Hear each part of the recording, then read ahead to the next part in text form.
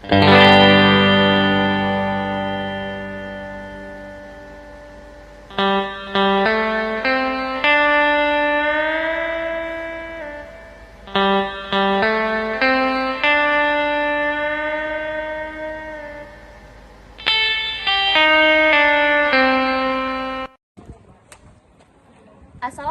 warahmatullahi wabarakatuh. Perkenalkan, kami dari Kompol 5 membahas tentang pajak. Kami akan memperkenalkan diri kami satu persatu. Mulai dari sebelah kanan. Perkenalkan, nama saya Monica Dritasari dengan NPM C1A 024016. Perkenalkan, nama saya Aditya Palu dari NPM C1A 024001. Perkenalkan, nama saya Syari Nur Ramadhani dengan NPM C1A 024046. Perkenalkan, nama saya Zaberlian, NPM C1A 024075. Saya Sinta Sundari dengan NPM C1A 024005. Nantikan video selanjutnya.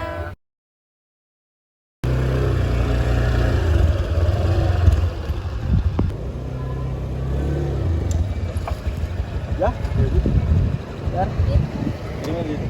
ini baru selesai berpajak.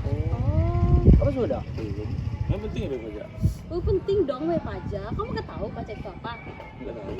Pajak itu, sini gue jelasin ya. Pajak itu adalah kontribusi wajib yang dibayarkan oleh orang atau badan hukum kepada negara untuk mengembangkan infrastruktur pendidikan, kesehatan.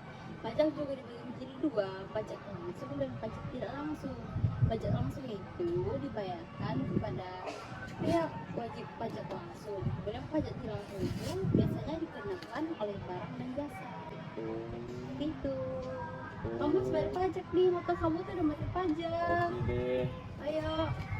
Kamu bisa cerita juga di? Oke, sekarang. Iya. Ayo. Ya. Yuk. Ya.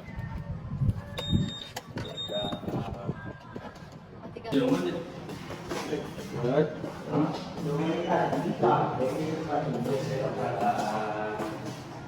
Kamu kenapa bayar ini? Kemarin itu 1 juta, soalnya motor saya HP. Jadi kalau di mobil tambahin ya? Ya, yang mana Bang? Soalnya aku tadi nggak tahu. Iya, motor apa itu? Detek itu kisaran 1 tahun beratus. Oh itu yang di depan ya? Ya.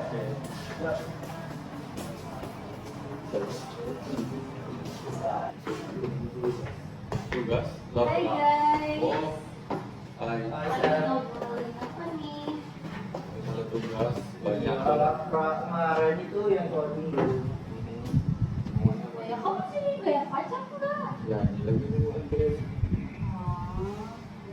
Oh iya, memangnya kalau kita nggak bayar pajak ada hukumannya Pak? Ada, ya landasan hukum. Kamu nggak tahu landasan hukum itu apa? Memang apa? Landasan hukum pajak itu adalah diri dari berbagai peraturan yang mengatur, memungut dan mengolah dan administrasi pajak. Ada beberapa landasan hukum. Yang pertama itu landasan hukum Undang-Undang Dasar 1945 pasal 23 dan 23D yang mengatur mengenai pemerintah untuk memungut pajak sebagai sumber pendapatan negara. Yang kedua itu Undang-Undang Pajak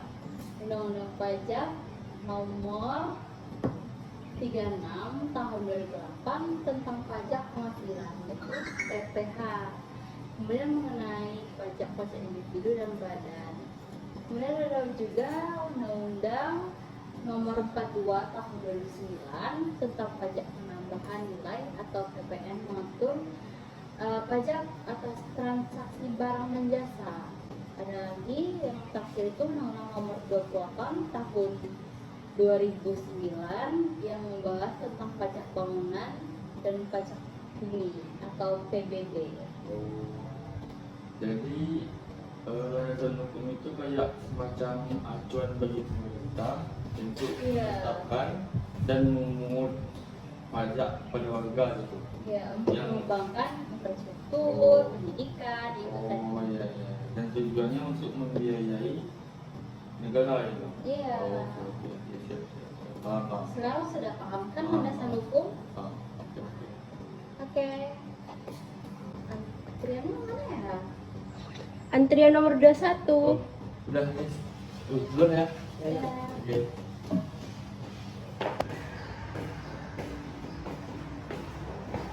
Ayo, Bu.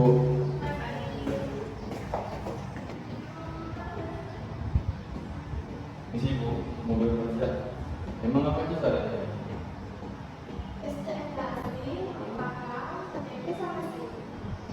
KTP. Emang kalau kita baca ada tunjangan manfaatnya?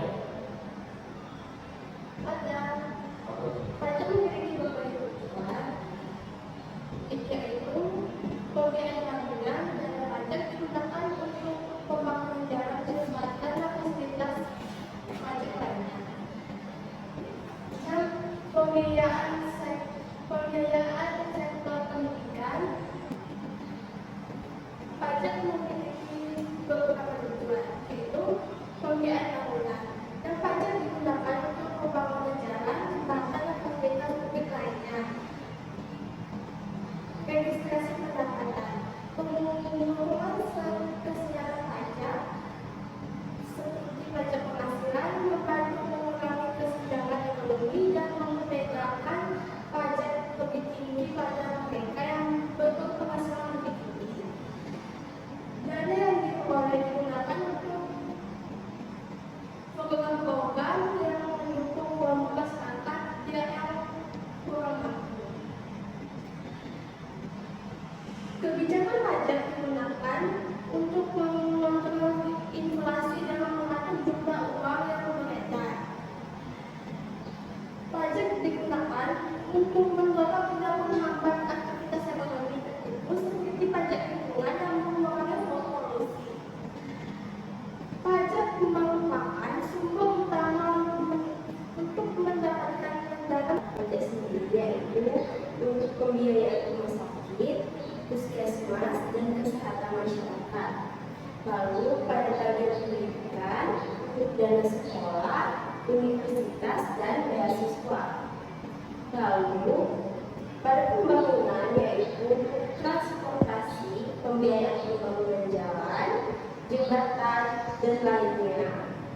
Lalu fasilitas umum untuk pembangunan taman, perpustakaan, dan juga pusat komunitas. Lalu stabilitas ekonomi untuk pajak berfungsi sebagai pengatur jumlah uang yang beredar, lalu membantu menjaga stabilitas harga.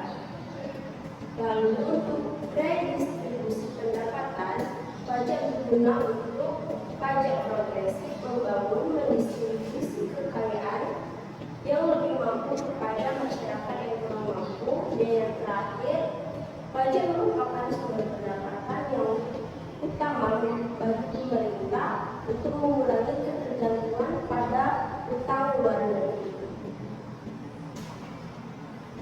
Oh, jadi gitu ya, Bu? Iya. Udah mulai paham nih. Oke, makasih ya.